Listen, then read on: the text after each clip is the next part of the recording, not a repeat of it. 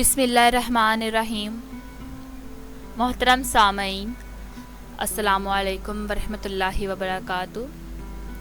میں امید کرتی ہوں کہ آپ سب خیریت سے ہوں گے، خوش آباد ہوں گے۔ اللہ آپ کو ہمیشہ ایسے ہی خوش اور آباد رکھے۔ آج کے اس ویڈیو کا جو موضوع ہے وہ ڈپریشن ہے۔ ڈپریشن کیوں ہوتا ہے، اس سے کیسے بچا جائے، یہ ڈپریشن کا حل کیا ہے۔ سب سے پہلے تو میں یہ کہنا چاہوں گی کہ ڈپریشن ہمارے معاشرے میں دن بہ دن بہت زیادہ بڑھتا جا رہا ہے۔ یہ سب کچھ ڈپریشن ہونا یہ ہماری خود ساختہ پریشانیوں کا باعث ہے۔ اس سے پہلے کہ میں اپنی ویڈیو کے موضوع کی جانب بڑھوں، تمام ناظرین جو میرے چینل پر نئے ہیں ان سے ریکویسٹ ہے کہ چینل کو سبسکرائب کر دیں، لائک شیئر کمنٹ لازمی کیا کریں۔ تو بڑھتے ہیں ویڈیو کے موضوع کی جانب۔ میں ڈپریشن کی وضاحت کرنے کے لیے ایک مختصر سی کہانی سے سب کو واضح کرنا چاہوں گی کہ ڈپریشن سے کیسے بچا جا سکتا ہے۔ ایک 55 سالہ شخص ڈپریشن کا شکار تھا۔ اس کی بیوی نے ایک ماہر نفسیات سے ملاقات کی۔ بیوی نے کہا کہ میرا خاوند شدید ڈپریشن میں ہے، براہ کرم مدد کریں۔ ڈاکٹر نے اپنی مشاورت شروع کی۔ اس نے کچھ ذاتی باتیں پوچھیں اور اس کی بیوی کو باہر بیٹھنے کو کہا۔ صاحب بولے، میں بہت پریشان ہوں، دراصل میں پریشانیوں سے مغلوب ہوں۔ ملازمت کا دباؤ، بچوں کی تعلیم اور ملازمت کا تناؤ، ہوم لون، کار لون، مجھے کچھ پسند نہیں۔ دنیا مجھے پاگل سمجھتی ہے، لیکن میرے پاس اتنا سامان نہیں جتنا کہ ایک کارتوس میں گولیاں۔ میں بہت اداس اور پریشان ہوں۔ یہ کہہ کر اس نے اپنی پوری زندگی کی کتاب ڈاکٹر کے سامنے کھول دی۔ پھر ڈاکٹر نے کچھ پوچھا کہ آپ نے 10ویں جماعت کس اسکول میں پڑھی؟ اس شخص نے اسے اسکول کا نام بتایا۔ ڈاکٹر نے کہا آپ کو اسکول میں جانا ہے، پھر اپنے اسکول سے آپ کو اپنی 10ویں کلاس کا رجسٹر تلاش کرنا ہے اور اپنے ساتھیوں کے نام تلاش کرنے ہیں۔ ان کی موجودہ خیریت کے بارے میں معلومات حاصل کرنے کی کوشش کرنی ہے۔ ایک ڈائری میں تمام معلومات لکھیں اور 1 مہینے کے بعد مجھ سے ملیں۔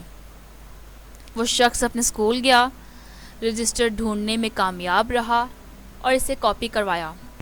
اس میں 120 نام تھے۔ اس نے 1 مہینے میں دن رات کوشش کی، لیکن وہ بمشکل 75 ہم جماعتوں کے نام بارے میں معلومات جمع کرنے میں کامیاب رہا۔ حیرت کہ ان میں سے 20 مر چکے تھے، 7 رنڈوے اور 13 طلاق یافتہ تھے۔ 10 ایسے نکلے جو کہ بات کرنے کے قابل بھی نہیں تھے۔ 5 اتنے غریب نکلے کہ کوئی ان کا جواب نہ دے سکا۔ 6 اتنے امیر نکلے کہ اسے یقین ہی نہیں آیا۔ کچھ کینسر میں مبتلا تھے، کچھ فالج، ڈائبٹیز، دمہ یا دل کے مریض تھے۔ کچھ لوگ بستر پر تھے جن کے ہاتھوں، ٹانگوں یا ریڑھ کی ہڈی میں چوٹیں آئی تھیں۔ کچھ کے بچے پاگل، آوارہ یا بیکار نکلے۔ ایک جیل میں تھا۔ ایک شخص 2 طلاق کے بعد تیسری شادی کی تلاش میں تھا۔ 1 ماہ کے اندر 10ویں جماعت کا رجسٹر اذیت بیان کر رہا تھا۔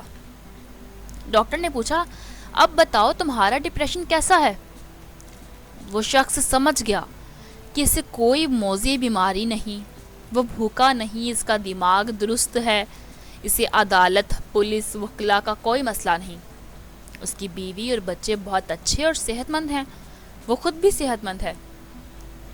اس شخص کو احساس ہوا کہ واقعی دنیا میں بہت زیادہ دکھ ہیں اور وہ بہت سے اذیت ناک دکھوں سے محفوظ ہے۔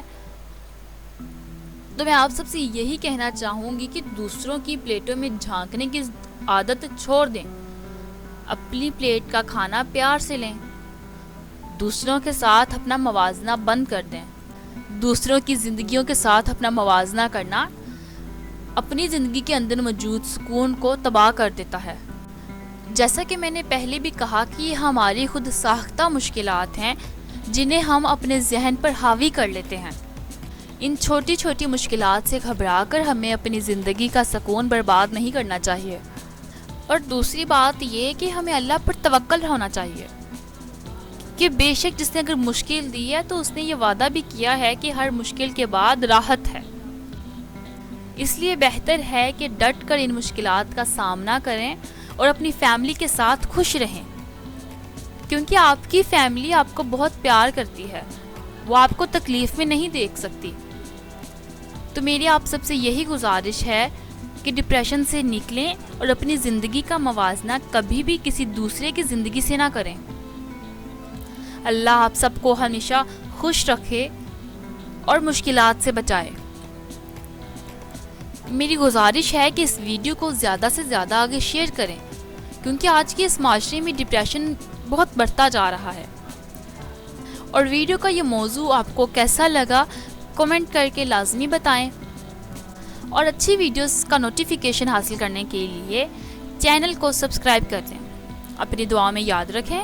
اللہ حافظ۔